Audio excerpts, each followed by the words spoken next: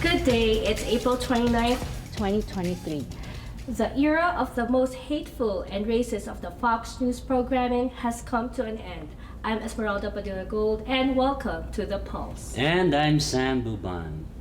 In a series of events that millions around the country calls a victory for our democracy, the Fox Corporation, after agreeing to pay $787.5 million minutes before the case of Dominion voting system against Fox was to go on trial before a jury, has now fired Tucker Carlson, the anchor of their primetime show, where the lies against Dominions was brewing for many weeks until Fox News was sued by Dominion in early 2021. Anchor Tucker Carlson, who has been a mouthpiece and described by mainstream media outlets as the loudest voice of the far right and extreme right, who was relentless in feeding his nightly audience with rhetoric that is very much racist and hateful, was fired by Fox Corporation last Monday morning, as Fox News announced that he was let go by the network and that his last broadcast was Friday, April 21st. The most watched TV personality at Fox had perpetuated so many conspiracy theories and made ad-libs about Mexican immigrants being carriers of disease and criminals, echoing Donald Trump's hate-mongering. Has also came up with his own conspiracy theory to ramp up hate against Jews and immigrants who are non-white. He called it the white replacement theory. Tucker Carlson has also alluded to the white supremacist race replacement theory, which asserts that Jews and other minorities are attempting to exterminate white people. This dangerous assertion had roused many with hate for the immigrant community and against the Jews in the United States. Several mass shooting incidents attributed to the race replacement theory, as seen in the emails and social media posts by the mass shooting assailants prior to carrying out the shootings. Among the mass shooting incident that media and law enforcement agencies had linked to the race replacement theory, one of them was a man who was radicalized by the assertion of the race replacement theory. The Buffalo, New York shooter Peyton Gendron, who was 19-year-old, posted racial diatribe and hate messages relating to the race replacement theory before the murders of 10 innocent people at the supermarket. Some polling showed that such thinking is more prevalent among conspiracy-minded Republicans, and this conspiracy theory has been mainstreamed by the Republican and conservative media outlets like Fox. Talk of the replacement theory has been brewing more robustly since the year 2021. During a national immigration forum in December 2022, the organizers had to issue an explainer, saying that Fox News' Tucker Carlson had helped spread the conspiracy theory after thousands of people from Haiti who tried to enter the U.S. border in Texas in 2021. In a segment in Tucker Carlson Tonight's show in September 22, 2021, Tucker Carlson said on the show that President Joe Biden's border policy aims to change the racial mix of this country. That in political sense, according to Carlson, this policy is called Great Replacement, the replacement of legacy Americans with more obedient people from faraway countries. According to an article in Deseret News, a publication out of Utah and run by the Church of Jesus Christ of the Latter-day Saints, says that while there is no one official or singular replacement theory, this school of thought has many variations, and it is often distinguished by three components according to the National Immigration Forum. 1. The use of rhetoric that America is being invaded, and the invasion must be stopped. 2. The idea that pro-immigration policies diminishes the power and influence of white Americans. And third, the most extreme and anti-Semitic iterations that the Jews the Jewish elites are behind the plot. All of this, I am telling you, are nonsense. Well, these are the talking points that proliferated in Fox through Tucker Carlson, the Tonight Show of Tucker Carlson, and also contributed by Fox and Friends personalities. This idea came from a 1973 book by French author Jean Raspail in his novel The Camp of the Saints, which depicts the collapse of Western civilization because of massive influx of South Asian immigrants. It has been reported that racist White House aide Stephen Miller has pointed out this book to President Trump in advising him when conversation about immigration. And the slogan, "You will not replace us," came out of this book. In what is now revealed in these lawsuits against Fox corporations, lies and hate are being peddled to their loyal audience to keep the audience. Tucker Carlson Tonight, which was the highest rated cable program in history, wanted to keep that rating high by the kind of captive audience they have, who loves the conspiracy theories, rants against the liberals, and echoing the lies, senseless and embarrassing rants and insults being heard by former President Donald Trump on his perceived enemies. There may actually be some justice here for the democracy-loving Americans, that there is indeed a day of reckoning for the biggest peddler of lies, an insult to the average intelligence of Americans by Fox News. The price for lying is hefty $787.5 million. And many more are coming. The lawsuit against Fox Corporation by the worldwide voting machine provider Smartmatic, who was quoted in the media as saying they will not settle their defamation lawsuit for amount in the neighborhood of $780 million. They are asking $2.7 billion in damages. And Fox News' own former producer at the Tucker Carlson Tonight show, Amy Grossberg, is suing Fox for millions of dollars in damages, saying Fox created a hostile environment that led to her depression, that Fox perpetuated a work environment where women are subjugated based on vile, sexist stereotypes. This lawsuit by a former Fox producer may have been the final straw for Fox Corporation to fire Tucker Carlson. We are going to take a commercial break. Please stay with us.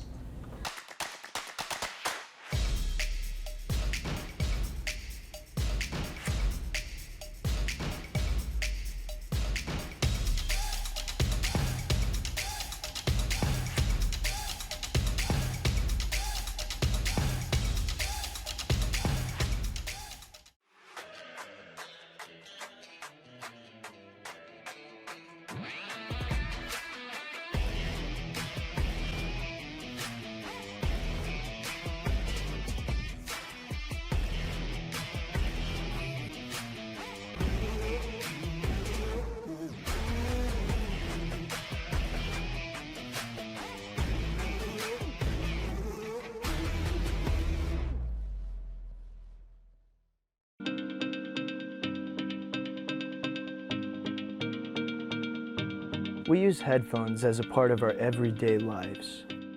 Whether we're at work, getting exercise, meditating, in transit, studying, practicing, or relaxing. Hi, I'm Ryan Sway, the founder of Aircom. I would like to introduce the world's first wireless airflow audio earbuds. As a festival and a concert junkie, I really enjoy the live experience of being there and feeling the music. When we started developing Airflow, our goal was to reproduce that live experience using earbuds. The problem with traditional headphones is that the speakers are located inside of the earpiece, literally giving you centimeters before the audio hits your eardrum. What Aircom is doing, they're the first company to actually address the fact that there needs to be a space involved associated with having the sound waves expand fully. The difference between traditional headphones and Aircom audio is that the air tube gives you 8 times more space, allowing the sound waves to fully develop before they actually hit your eardrums. And this gives it a much more live, natural sound, just like in a recording studio. Real nice that someone actually addressed the physics associated with how sound comes out. The challenge we had was to create an earbud with enough airspace for the sound to fully develop and breathe. Unfortunately, traditional earbuds are about the size of a jelly bean, and there's just not enough airspace. However, that changed when we developed Airflow Audio. Airflow uses an air tube to deliver 6 to 8 times more airspace than traditional earbuds. The end result is a true live listening experience, just like you're at a festival or a concert. We also added magnets to the back of the earpieces so you can wear it around your neck when you're not using it. Being that the drivers are 8 inches from the earpiece, the magnets do not affect the integrity of the sound at all. The orange line represents the frequency transmitting through the wire to the speaker, which then converts to the blue sound wave that develops more as it travels up the air tube, producing a balanced, full body and live listening experience. Another really cool feature is that these earbuds are sweat-proof and water-resistant because they're coated with a super hydrophobic nanotechnology. So now you can be on a skateboard or riding a motorcycle and listen to music as if you were watching a live show or actually in a recording studio. We're coming to you for help in bringing these unparalleled earbuds to market.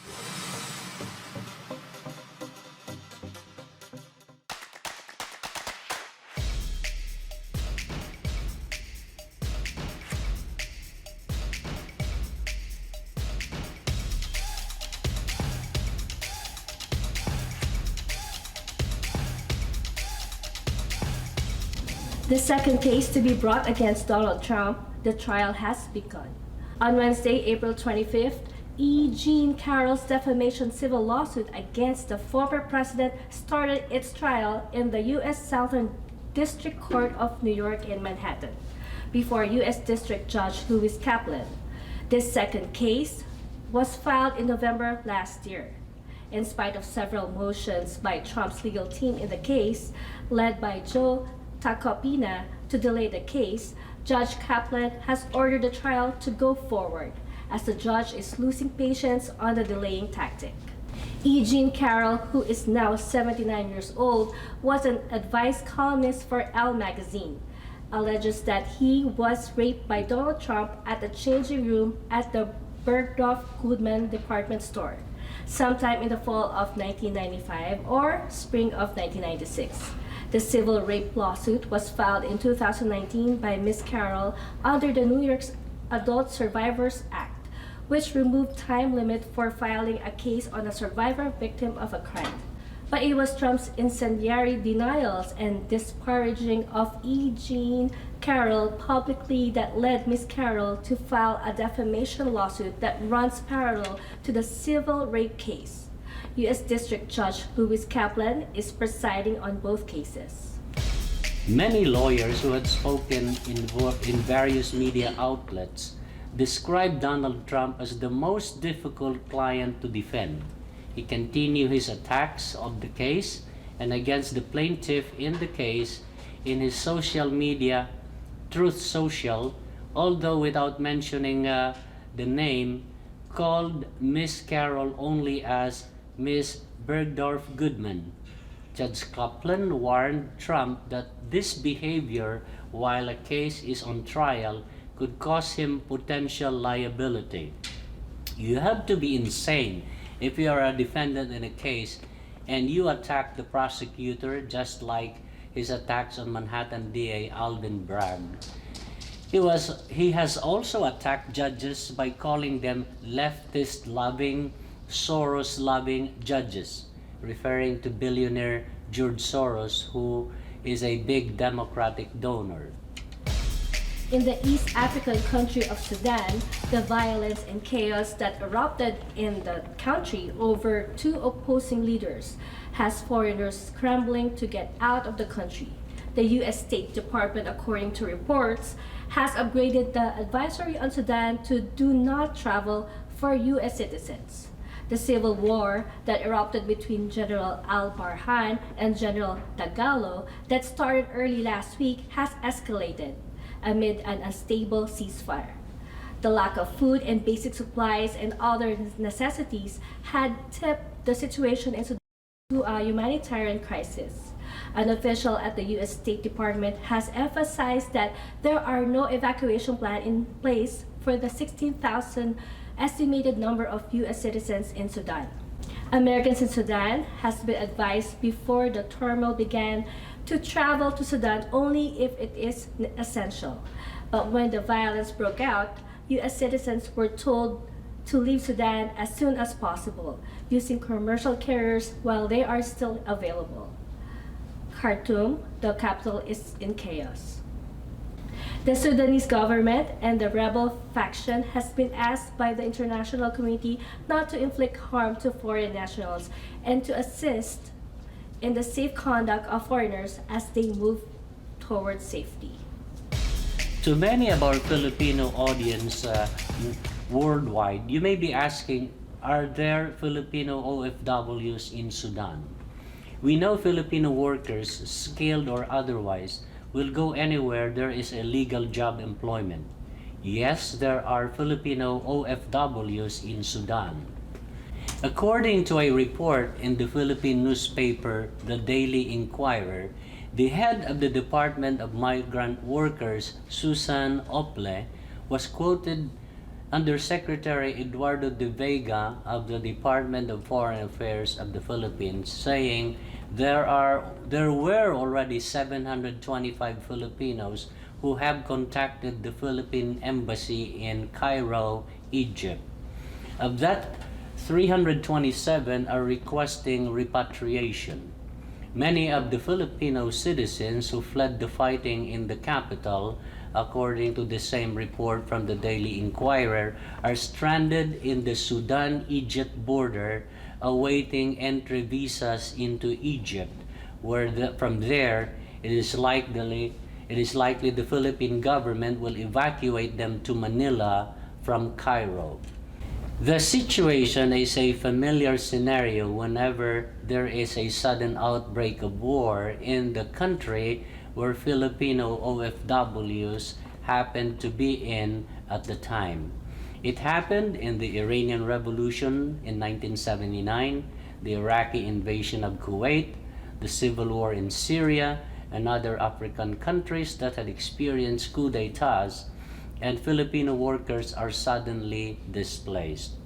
Many workers believe that the Philippine government has the structure for repatriating its workers, its citizens from abroad when this scenario happens, more than other countries from other emerging economies who have workers in that country where war breaks out. According to foreign media reports, already 427 people had died in this war between the Sudanese army and the paramilitary group Rapid Response Force of General Tagalo. We're going to a commercial break. Please stick around.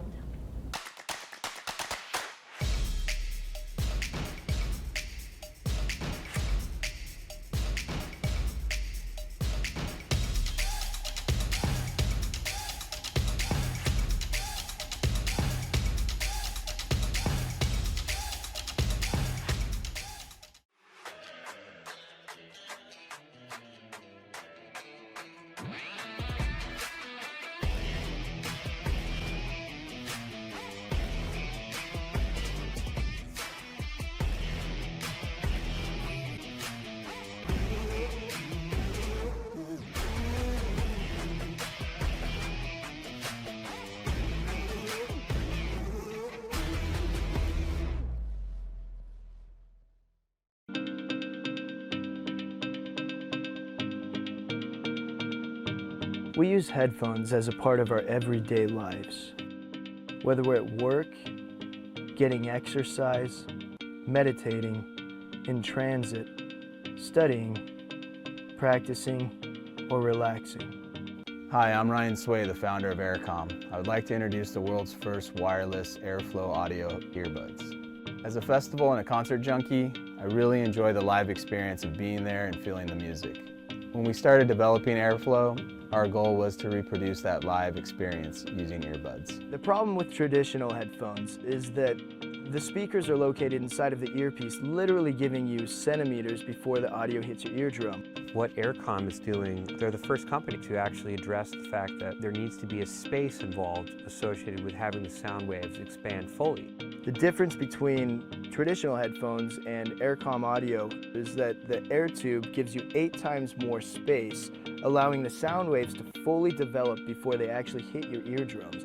And this gives it a much more live, natural sound, just like in a recording studio. It's real nice that someone actually addressed the physics associated with how sound comes out. The challenge we had was to create an earbud with enough airspace for the sound to fully develop and breathe. Unfortunately, traditional earbuds are about the size of a jelly bean, and there's just not enough airspace. However, that changed when we developed Airflow Audio. Airflow uses an air tube to deliver 6 to 8 times more airspace than traditional earbuds. The end result is a true live listening experience, just like you're at a festival or a concert. We also added magnets to the back of the earpieces so you can wear it around your neck when you're not using it. Being that the drivers are 8 inches from the earpiece, the magnets do not affect the integrity of the sound at all. The orange line represents the frequency transmitting through the wire to the speaker, which then converts to the blue sound wave that develops more as it travels up the air tube, producing a balanced, full body and live listening experience. Another really cool feature is that these earbuds are sweat-proof and water-resistant because they're coated with a super hydrophobic nanotechnology. So now you can be on a skateboard or riding a motorcycle and listen to music as if you were watching a live show or actually in a recording studio. We're coming to you for help in bringing these unparalleled earbuds to market.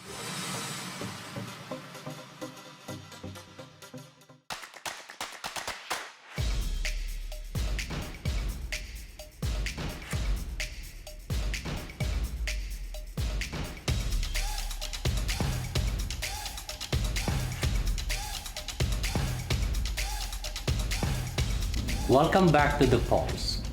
President Joe Biden has finally indicated that he is running for re-election in 2024.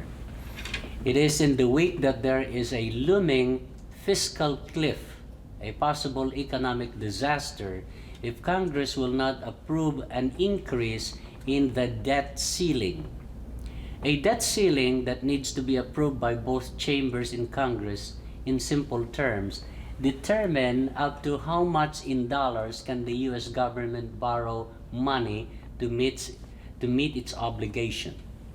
The perennial battle is played between the Republicans, whose position is less spending as they advocate for a smaller government, and the Democrats, who wants to expand necessary spending for infrastructures, stimulate the economy, to healthcare, education, and safety net for the poor Americans by borrowing from the banks what it can't afford to pay.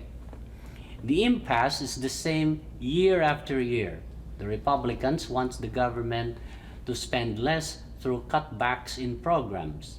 The Democrats don't want cutbacks and instead to fight in Congress to tax the very wealthy Americans and corporations.